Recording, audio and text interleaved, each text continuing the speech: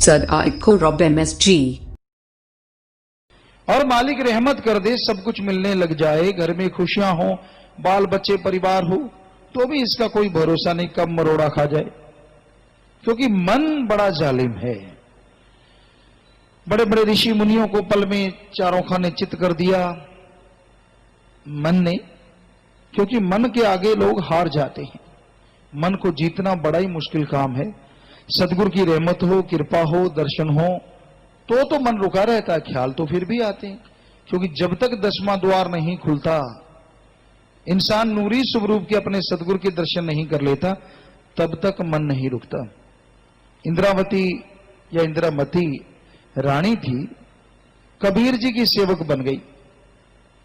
कबीर जी का सत्संग सुना करे, भक्ति का रंग चढ़ गया, नाम ले लिया, नाम का सुमरण करने लगी।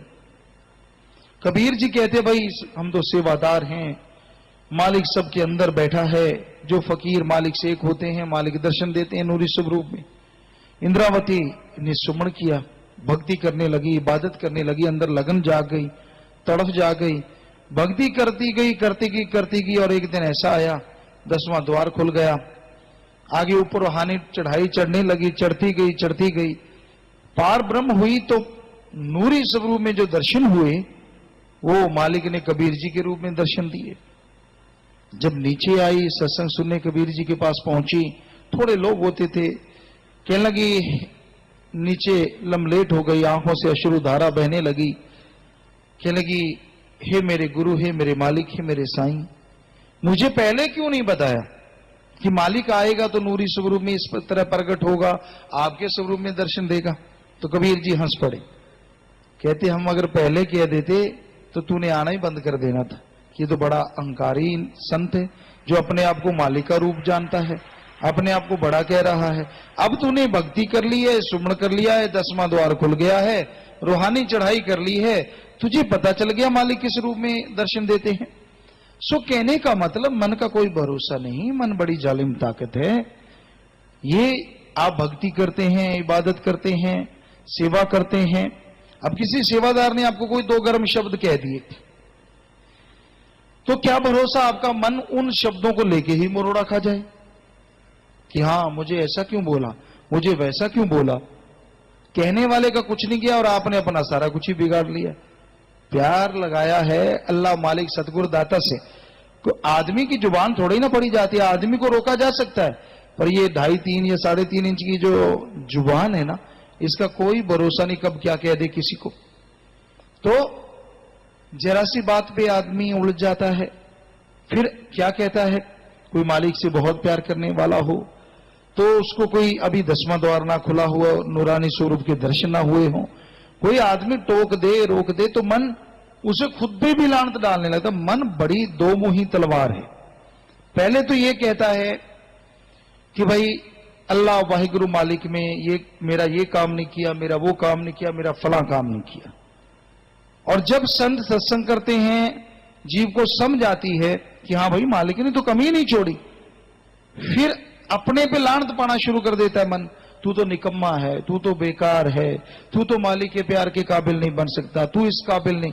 संत जितने मर्जी वचन करें, उसका असर लेना तो आत्मा को चाहिए, लेकिन घोर कलयुग है, इसमें मन जल्दी पकड़ता है, ना तो उधर छोड़ता है, अब गलतियां करता है तो वो करवाता चला जाता है। आदमी उधर से रुकता है तो फिर मन कहता है ले तूने तो ये कर दिया, अब तू थोड़े मालिक की निगाह में ऊंचा हो सकता है, तू तो गिरेगा ही गिरेगा। यानी 2 मुही तलवार, इतना जालिम है ये मन, मालिक के प्यार से दूर करने की हर संभव कोशिश करता है, दूर करता चला जाता है, करता चला जाता है, तरह तरह के सब्जवाग दिखाता है, कभी कुछ करता है, कभी कुछ करता है, कभी नीच ख्याल देता है, कभी अच्छे ख्याल देता है। अच्छे मतलब दुनियादारी के हिसाब से अच्छे, नीच मतलब तू चला आ जा, तू मर जा, तू ये हो जा, तू वो हो जा, तू फला हो जा, तू निकम्मा है, तू ये है। नहीं, कभी अपने आप को अपनी निगाह में गिराना नहीं चाहिए। जिसका दोनों जहां का मालिक साथी हो, उसे क्या मन रोक दे। कैसे वो ये कह देता है कि मैं नीच हूं, मैं कमीना हूं, मैं गलत हूं? क्यों कहता है? सिर्फ मन इस दिमाग पे छाया हुआ है।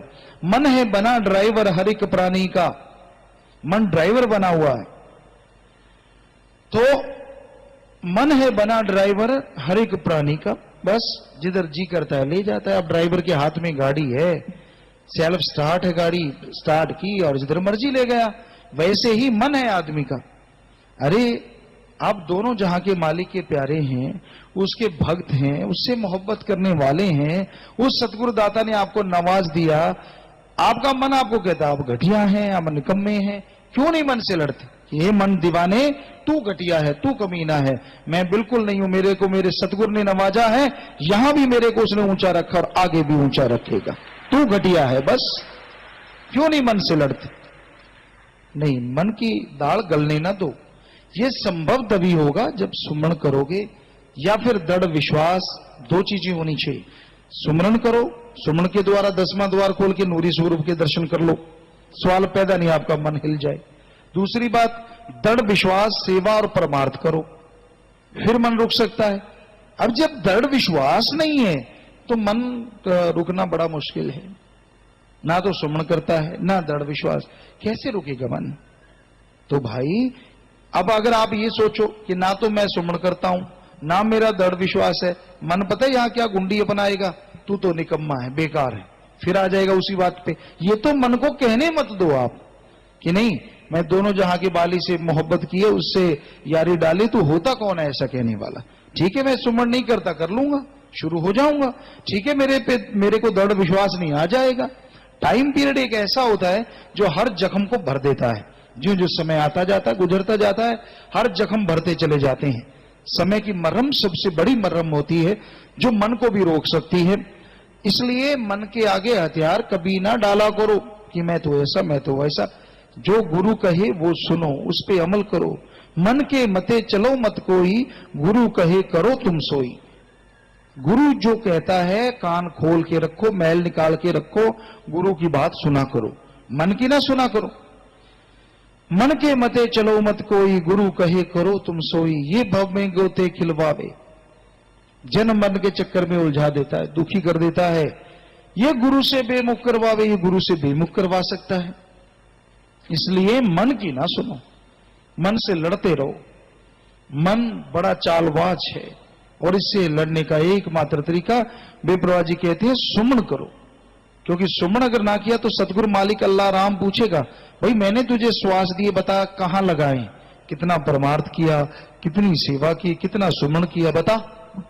इसलिए कीमती श्वासों को बर्बाद ना होने दो। नेगेटिव अपने अंदर ख्याल आ गए तो उन पे अमल ना करो, असल आने ही ना दो। जब भी आने शुरू हो, सुमरण करना शुरू कर लो, सेवा करनी शुरू कर लो, सतगुरु की चर्चा कर लो। दो लोग बैठे हो, सतगुरु की चर्चा शुरू कर दो, मन रुक जाएगा। सत्संग में आ जाओ तो ये कितनी चीजें हैं आपके पास, नारा लगा के पानी पी लो, तो मन काफी हद तक रुक जाएगा और बुराई आप पे आएगी नहीं और मालिक की खुशियों से आप लबरेज जरूर।